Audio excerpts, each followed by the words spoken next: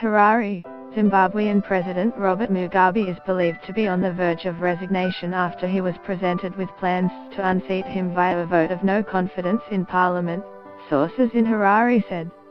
Senior sources in the Zimbabwean military and the Movement for Democratic Change, the main opposition party, said preparations had been made for the vote of no confidence to end the president's 37-year rule in the country's parliament as early as Monday. Grace Mugabe, Zimbabwe's First Lady, is in the middle of the fight for the country's presidency.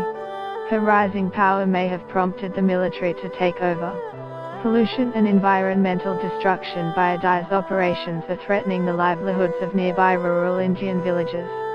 The Trump administration is lifting a federal ban on importing body parts from African elephants shot for sport in Zimbabwe and Zambia. A woman has been dubbed the Hamburglar on social media after robbing a McDonald's restaurant in Columbus, Maryland. An alliance of countries and 2 U.S. states says they'll support each other to eliminate coal usage within 13 years, while the U.S. federal government pushes a so-called clean coal agenda instead. The mass killer, who in 1969 sent followers known as the Manson family out to commit several murders, has been taken to hospital. A global art installation called Portals brings total strangers face to face for live, and often intimate, conversations. Grace Mugabe, Zimbabwe's First Lady, is in the middle of the fight for the country's presidency. Her rising power may have prompted the military to take over.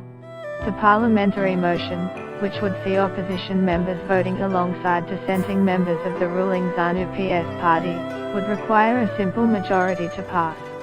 Mugabe, 93, has defied calls to resign since the country's military arrested him and his family on Tuesday night in a coup designed to prevent his wife, Grace Mugabe, from succeeding him as president.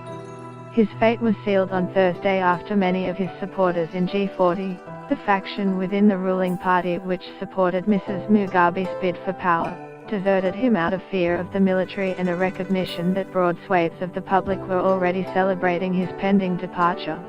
On Friday, the military said it was engaging Mugabe in talks and would advise the nation of the outcome as soon as possible. The military added in a statement broadcast on Zimbabwean television that it had made significant progress in its operation targeting criminals around Mugabe. Get the latest news and updates emailed straight to your inbox. By submitting your email you are agreeing to Fairfax Media's terms and conditions and privacy policy.